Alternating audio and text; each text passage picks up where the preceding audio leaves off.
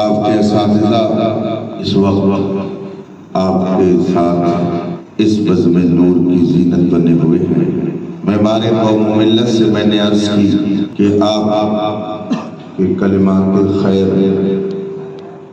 اور دعائیہ کلمات پر مجلس اختتام پذیر ہو جائے، مگر حضرت کی شفقت اور عنایت کا ایک طویل سلسلہ حقیر کے ساتھ ہے اور اپنی ملاقات پر بے پناہ محبتوں سے نوازتے ہیں۔ حضرت نے فرمایا کہ نہیں، آپ کا خطاب ہوگا۔ میں خطاب کرنے کے لیے نہیں بلکہ کچھ منٹ آپ کے بیچ اپنی ماضی کی یادوں کو گہرانے کے لیے اور اپنے اساتذہ کے حوالے سے کچھ باتیں آپ تک پہنچانے کے لیے حاضر ہو گیا، خصوصاً صاحب عرس جن کو اس وقت ہم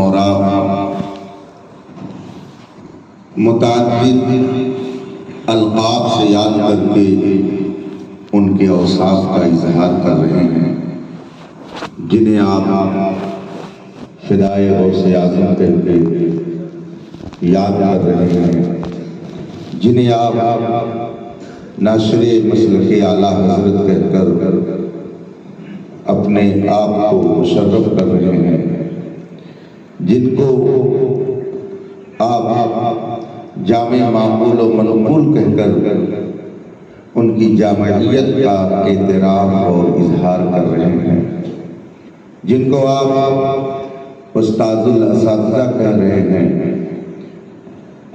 امام العلماء کہہ رہے ہیں، جن کی بارگاہ میں اپنی عقیدت کا نذرانہ پیش کرنے کے لیے ہم اور آپ حاضر تھے۔ تھوڑی دیر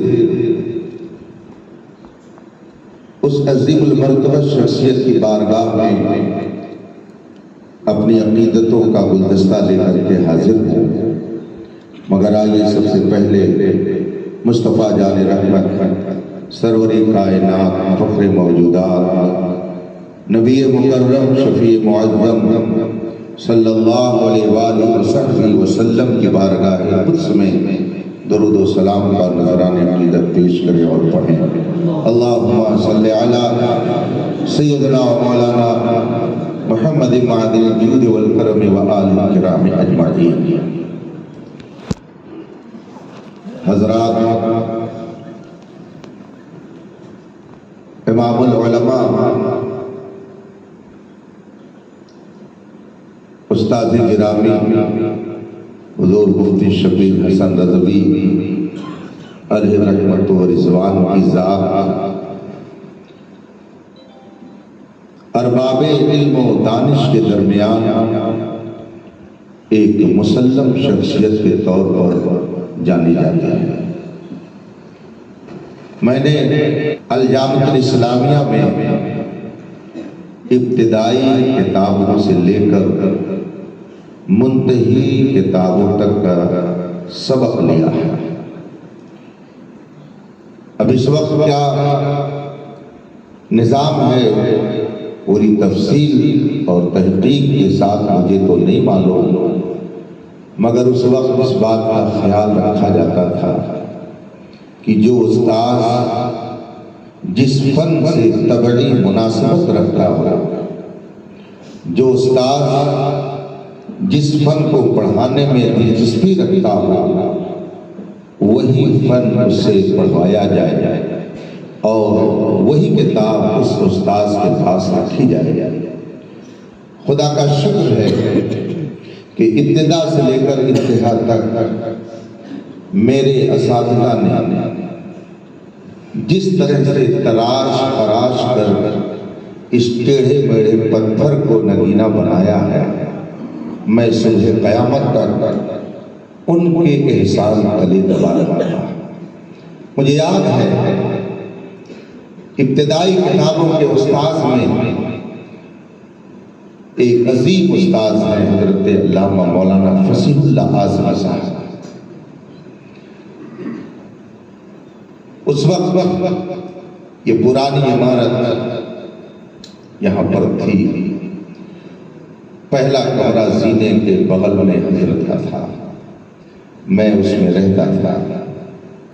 ان کی شفقتوں کا حال یہ تھا، تقریر تو نہیں کرتے تھے، لیکن اگر میلاد شریف میں جاتے تو اپنی صدری کی جیب میں شیرینی رکھ کر لاتے اور صبح کو نکالتے اور فرماتے اختر تمہارے لیے شیرینی لایا.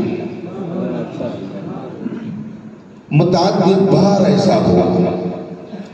پانی کی دشواری اس وقت جو تھی اس زمانے کے سارے طلبہ جانتے ہیں. ایک نل تھا. صبح وہ بہت ہی سویرے اٹھتے تھے اور اپنے کمرے سے ضرورت سے فارغ ہوتے تھے اور لوٹے میں پانی بھر کر خود وہاں وضو کر لیتے اور پھر وہ پانی لوٹے میں پانی بھر کر کمرے میں لاتے اور پھر کہتے اٹھو وضو کرنا. بتائیے ایسا استاذ آپ کو کہاں ملے گا؟ عصر کی نماز کے بعد ادھر ایک ٹہلنے کی جگہ تھی جہاں عموماً عصر سے مغرب تک تفریح کے لیے طلبہ چلے جاتے تھے. مجھے حضرت اپنے ساتھ آ لیتے اور راستے بھر مجھے وہ پنج گنج کی گردان یاد کراتے رہتے. راستے بھر جاتے وقت اور آتے وقت ایک ایک لفظ کی صرفی اور نحوی تحقیق مجھ سے پوچھتے اور پھر اس کا مطلب خود بتاتے. مجھے اچھی طرح سے یاد ہے کہ وہ عصر کی نماز کے بعد کئی کلومیٹر کا سفر کر لیتے. کسی کی غیبت نہیں، کسی کی چغلی نہیں، کسی پر رقیق حملے نہیں، کسی پر کوئی تبصرہ نہیں. فرماتے اختر یہ بتاؤ یہ کس باب سے آیا ہے، اس کا مادہ کیا ہے، یہ محموز ہے کہ معتل ہے. حتیٰ کہ وہ جو سامان سامنے نظر آ جاتا اس کے بارے میں کہتے بتاؤ اس کو اگر گردانو تو کیسے گردانو. اتفاق سے کوئی جا رہے تھے، پینگوئن اس کو بولتے ٹہلنے کے لیے، راستے میں گوبر صفا کر کے رکھا ہوا تھا. فرمایا ذرا گوئٹھا سے گردانو فعل ماضی کی گردان. تو میں نے شروع کر دیا گوئٹھا گوئٹھا گوئٹھو گوئٹھر گوئٹھا گوئٹھنا گوئٹھا گوئٹھا. میں بھی سنا ڈالا پورا گوئٹھے کی گردان. یہ جذبہ تھا. میں یہ عرض کرنا چاہتا ہوں یہ جذبہ تھا اساتذہ کے اندر کہ اپنے طلبہ کو علم کا حسین تاج محل بنا دیا جائے.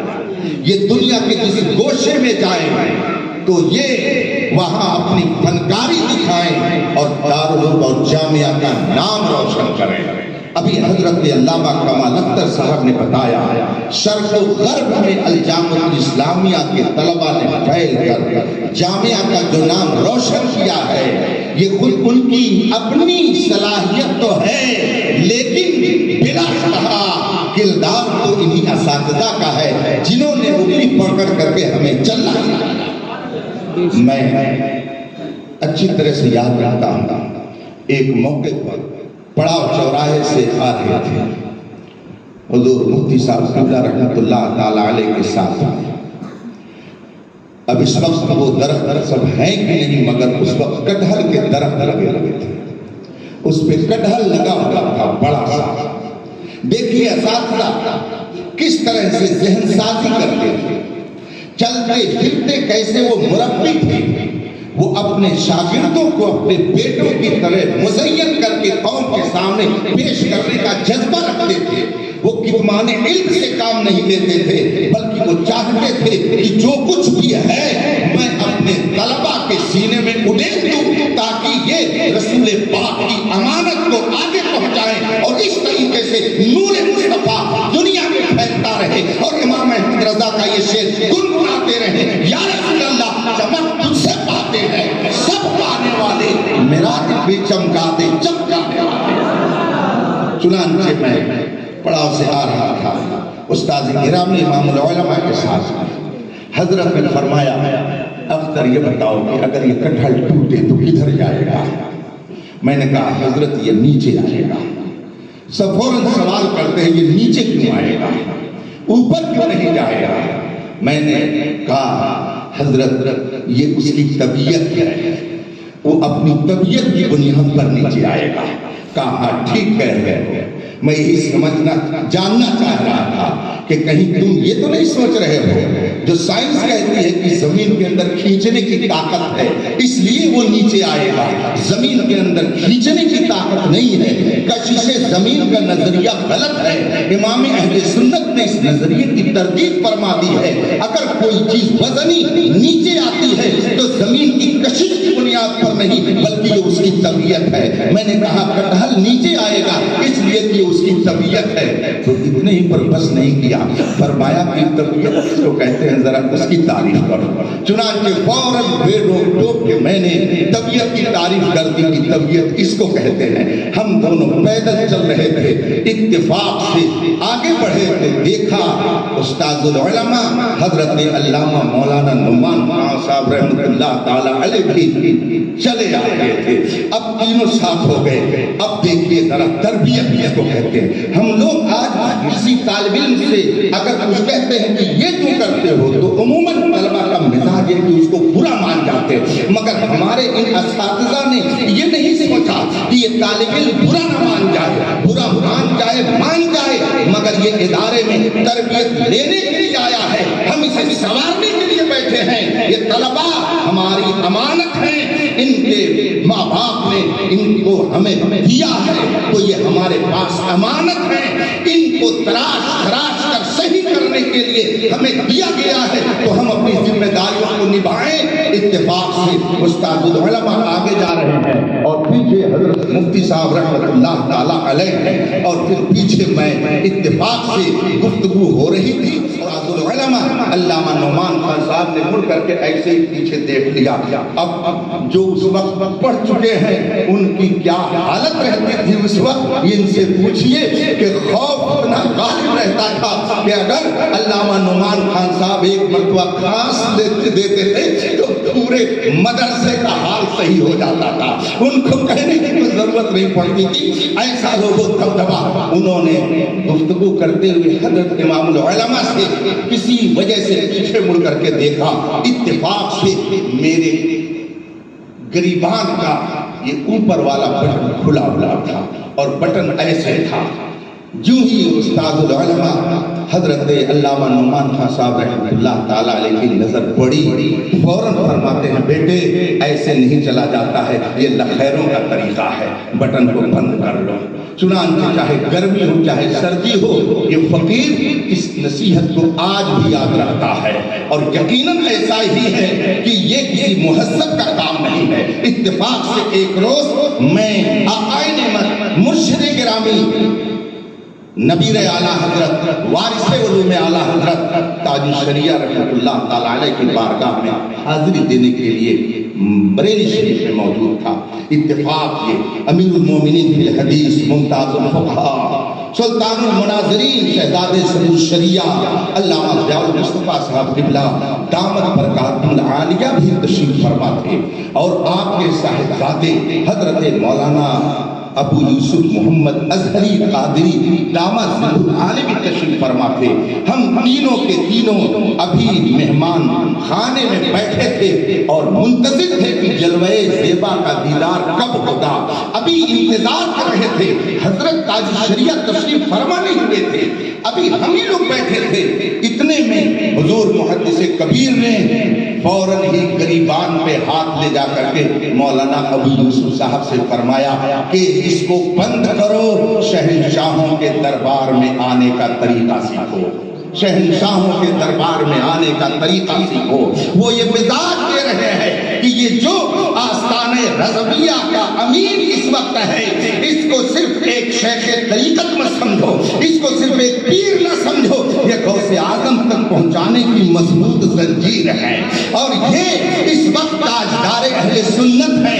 ये हम اہل سنت کے شہنشاہ ہیں، شہنشاہ کے دربار میں کیسے جایا جاتا ہے یہ طریقہ سیکھو۔ گریبان چاک کر کے مجنوں کے جانے کا کام ہے، وہاں پر تو فرزانوں کو بہت ہی سنبھل کر کے رہنا پڑتا ہے۔ شہنشاہ کے دربار میں آ رہے، آداب دربار سے واقفیت ہونی چاہیے۔ یہ گریبان کھلا ہوا نہ رکھو بلکہ بٹن بند کر لو، اس لیے کہ تاج الشریعہ کی بارگاہ میں آئے ہو۔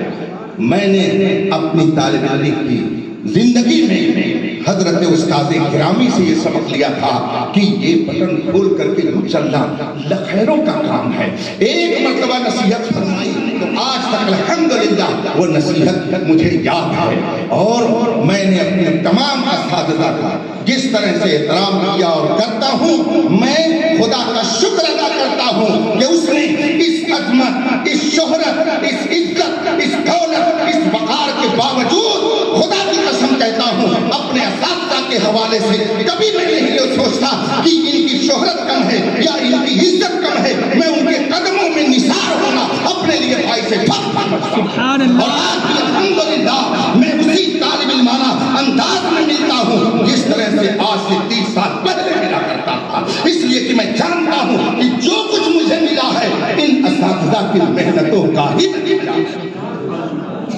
بے شک حق ہے۔ ایک بات حضور مفتی صاحب رحمت اللہ تعالی علیہ کے ساتھ میں حضرت کے در دولت پہ جا گیا،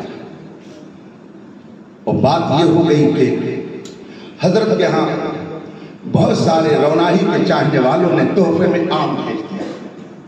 یہ حضرات اچھی طرح سے جانتے ہیں، حضرت مفتی مرتضیٰ صاحب نے وہ دور دیکھا ہے، کافی عام لوگ لا لا کر کے حضرت کی خدمت میں پیش کر کے ان اساتذہ کرام کی اسپیشل دعوتیں ہوتی تھی صرف آم کھلانے کی۔ گاؤں کے اندر باغات سے اچھے اچھے آم گھر والے توڑ کر لاتی، ان کی دعوت کرتے۔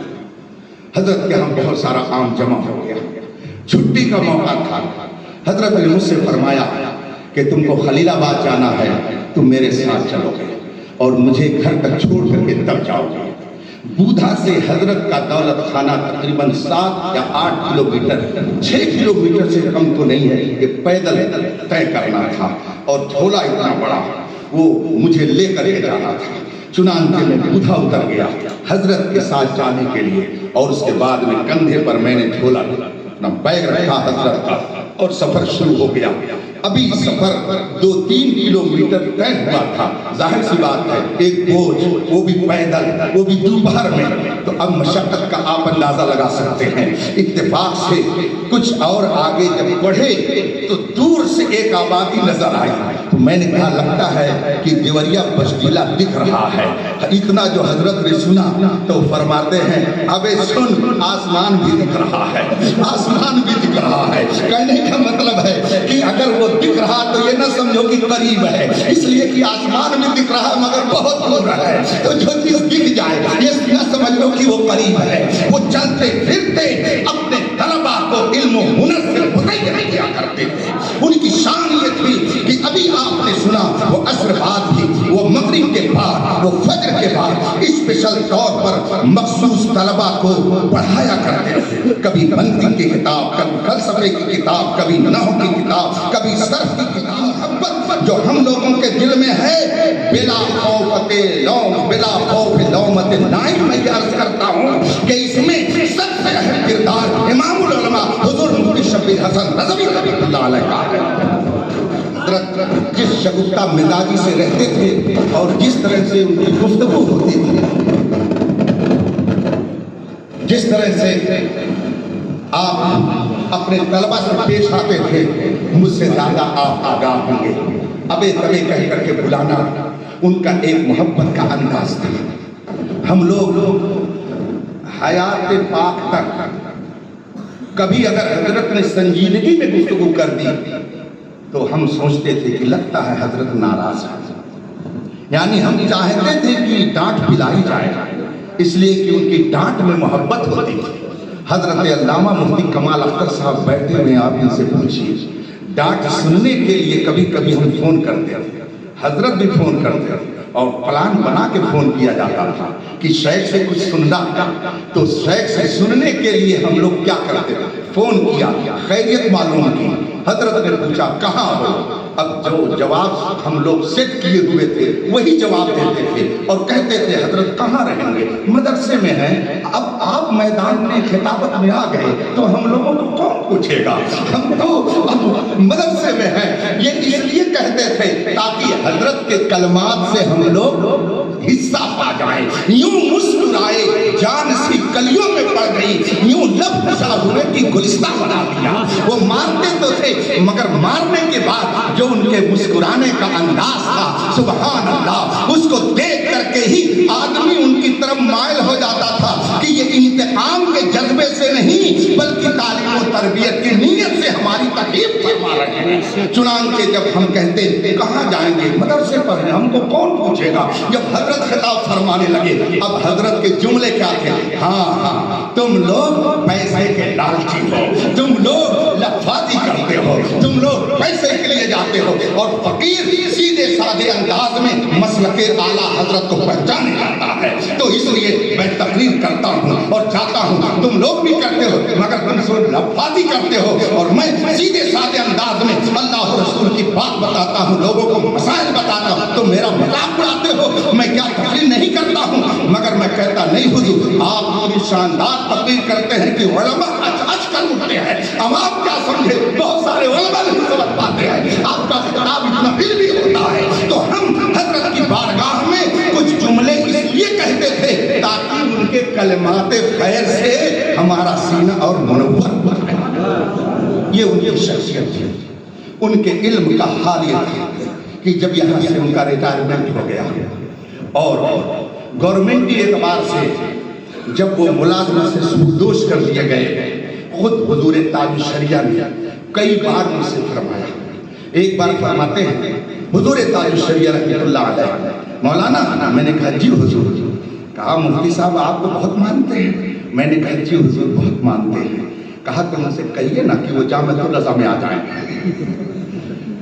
ये किसने कहा, हुजूर ताज शरिया।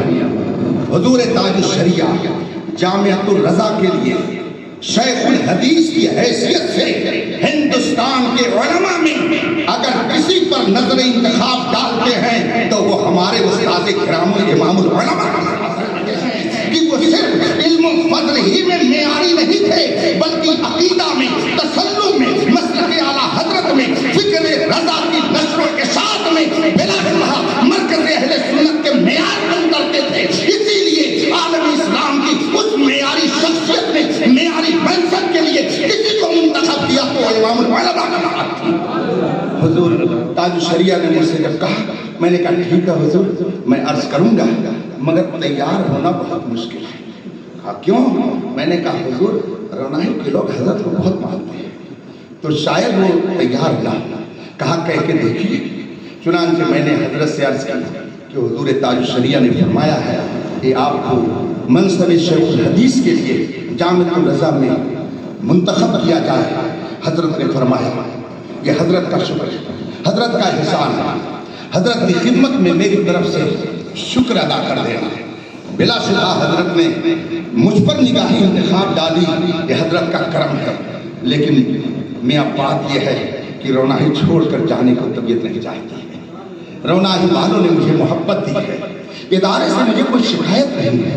कारी साहब ने हजरत ने मुझसे कुछ फरमाया, कारी जलालुद्दीन साहब ने रिटायरमेंट से एक रोज पहले ही मेरे पास एक तहरीर ला करके दी है कि हजरत आलिम दीन, जो सच्चा आलिम दीन होता है वो रिटायर नहीं होता है, वो तो अपनी आखिरी हयात तक काम करता रहता है। जामिया की जरूरत है आप, इसलिए आप यहाँ से जाएंगे नहीं बल्कि आपको रिटायरमेंट के बाद भी जामिया ही में रहना है। किस तरह से हुजूर मुफ्ती साहब रहमतुल्लाह अलैह ने जामिया से मोहब्बत की तो मैं कह सकता हूँ जामिया की जमीन ने भी इमामुल उलमा से मोहब्बत किया। इसलिए मरने के बाद इनको जाने नहीं दिया, अपने ही अंदर उसने समा दिया है। और फिर लोगों का हुजूम उनके सर पर आकर के जो फैज़ दे रहा है तो मुझे कहने दीजिए अब्र रहमत तेरी बरकत पर गोहर बारी करे, हक तक शाने करीमी नात बारी करे। साहब बिबला اور یہ ہمارے اساتذہ کس کس کا نام ہے؟ استاد گرامی حضرت علامہ وسیع احمد وسیم صدیقی صاحب دامہ ظل العالی سے میں نے غیرت سیکھی. وہ بہت باغیرت شخص، بہت جری اور بے باک، ان کے اندر بہت ہی غیرت پائی گئی. وہ غیرت ایمانی اور غیرت قومی اپنے اندر بہت رکھتے. میں نے ایک مرتبہ حضرت کی گفتگو سنی اور اس کے بعد میں نے وہی بات جا کر کے حضور تاج الشریعہ سے عرض کی کہ حضور روناہی میں ایک استاد ایک صاحب کے جواب میں یوں فرماتے تھے. کہا اچھا ایسے ہیں وہ؟ میں نے کہا جی حضرت، بہت باغیرت شخصیت کا نام ہے. تفہیم ان کی بھی نرالی تھی. حضرت علامہ مولانا شاکر علی عزیزی قاضی صاحب رحمۃ اللہ تعالیٰ علیہ، میں نے ان سے فن قرأت سیکھا ہے، انہوں نے مجھ کو قرأت کی تعلیم دی ہے. میں وہی عرض کر چکا پہلے کہ یہاں اساتذہ جس فن میں دلچسپی رکھتے تھے، ہمارے اساتذہ چاہتے تھے اس فن میں اسے اتنا ماہر کر دیا جائے کہ وہ کسی میدان میں جائے یہی کہے سب ہوں خاص اور رضاکار، آگے سے میرے بھاگتے ہیں شیر وطن. چنانچہ تاریخ آپ اٹھا کر کے دیکھ لیجئے اور آج بھی آپ اپنے ماتھے کی آنکھوں سے دیکھ رہے ہیں کہ اگر کوئی رسول پاک کی گستاخی کرتا ہے تو ہمارے اس جامعہ کے فارغین ان کی گستاخیوں کا منہ توڑ علمی جواب دیتے ہیں اپنی خطابت کے ذریعہ، اپنی تحریر کے ذریعہ، اپنی تقریر کے ذریعہ. اور اگر کوئی نوزائیدہ باطل فرقہ رافضیت بنامے مولائیت کو گھسیڑنے کی کوشش کرتا ہے تو یہ حقیق پہنچ کر کے دوسرے دیار میں للکار کر کے ایسوں کو ایسا ذلیل کرتا ہے کہ پوری دنیا میں کہیں منہ دکھانے کے قابل نہیں رہتے.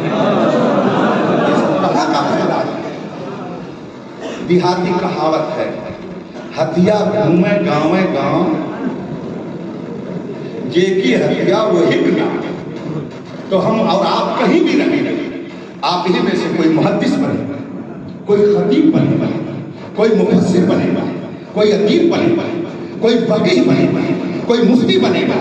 یہ دیکھیے آپ کے سامنے جو بیٹھے ہوئے ان میں سے کوئی فقیہ ہے، کوئی مفتی ہے، کوئی خطیب ہے، کوئی ادیب ہے، کوئی شاعر ہے، کوئی ادیب لبیب کہلاتا ہے، کوئی بہترین نامہ نگار ہے، کوئی اپنی طرز گفتگو کے ذریعہ لوگوں کے دلوں کو مسحور کرنے کی صلاحیت رکھنے والا ہے. یہ سب کہاں کی پیداوار ہے؟ اے جامعہ تیرے ذرے ذرے کو سلام کہ تو نے نہ جانے کتنے دیہات میں پیدا ہونے والے گمنام لوگوں کو آسمان شہرت پر اس طرح سے پہنچا دیا ہے کہ دنیا کے تمام خطوں میں ان کا نام لیا جاتا ہے. یہ جامعہ کی دین ہے، جامعہ کی برکت ہے. اس لیے کہیں بھی رہیے جامعہ کے وفادار بن کے رہیے، کہیں بھی رہیے اساتذہ کے وفادار بن کے رہیے. امام العلماء نور اللہ مرقدہ نے، اب ذرا اس کو میں سنبھال کے پڑھتا ہوں، کچھ لوگوں کے سمجھنے میں سننے میں گڑبڑی ہو جاتی ہے تو وہ مرقدہ کو مرقدہ سمجھ لیتے ہیں، اس لیے میں بہت اس کو واضح کر کے پڑھتا ہوں. امام العلماء حضور مفتی شبیر حسن رضوی نور اللہ مرقدہ نے اپنی پوری زندگی علم دین کی نشر و اشاعت میں خرچ کیا. مسلک اعلیٰ حضرت نشر و اشاعت میں انہوں نے خود کو لگا رکھا تھا اور وہ غوث اعظم کے ایسے شہدائی تھے کہ دن میں متعدد بار ان کی زبان مبارک پر اعلیٰ حضرت کا یہ شعر آتا ہی رہتا تھا. حکم نافذ ہے تیرا، خامہ تیرا، سیف تیری، دم میں جو چاہے کرے دور ہے شاہ تیرا. یہ غوث پاک کی بارگاہ میں استغاثہ دائر کرتے رہتے اور یہ حضرات مشاہدہ کر چکے ہیں کہ جب جمعرات کو حضور مفتی صاحب رحمۃ اللہ تعالیٰ علیہ مجلس نعت منعقد کرتے تو کوئی اگر اعلیٰ حضرت کی نعت پڑھتا، رخ دن ہے یا مہر سما، یہ بھی نہیں وہ بھی نہیں، تو کبھی کبھی حضرت مفتی صاحب پر وہ کیفیت طاری ہو جاتی کہ آنکھوں سے آنسوؤں کی جھڑی بالکل لگ جاتی. آنکھ بند کرتے اور ایسا لگتا تھا کہ مرکز اہل سنت بریلی شریف پہ حاضر ہو کر رسول پاک کے روضے کا وہیں سے ڈائریکٹ دیدار کر رہے ہیں. ایسا لگتا تھا کہ یاد مصطفیٰ میں یہ مستغرق ہو کر بالکل کسی اور دنیا میں چلے گئے ہیں. یہ کیفیت ان کی ہوتی. اور انتقال سے پہلے جب ان کے سامنے یہ شعر پڑھا جا رہا تھا کہ رضا کا خاتمہ بالخیر ہوگا، تیری رحمت اگر شامل ہے یا بہت، تو میں سمجھتا ہوں کہ 11ویں شریف کے مہینے کے ایک دن بعد، تاکہ لوگ 11ویں منا کر کے فرصت میں ہو لیں اور پھر امام العلماء کی بارگاہ میں آئیں اور یہاں پر بھی یہ گن گاتے رہیں کہ جانے والا خود عالم نہیں تھا بلکہ وہ عابد بھی تھا، وہ زاہد بھی تھا، وہ عاشق بھی تھا اور فدائے غوث اعظم بھی تھا. اللہ تبارک و تعالی حضرت کے کوئی دو برکات سے ہم سب کو مالا مال فرمائے اور اس ادارے کو قیامت تک بلندیاں عطا فرمائے. حاسدین کے حسد، ظالمین کے ظلم سے ہمارے تمام مدارس کی اللہ کریم حفاظت فرمائے. وآخر دعوانا الحمدللہ رب العالمین. السلام.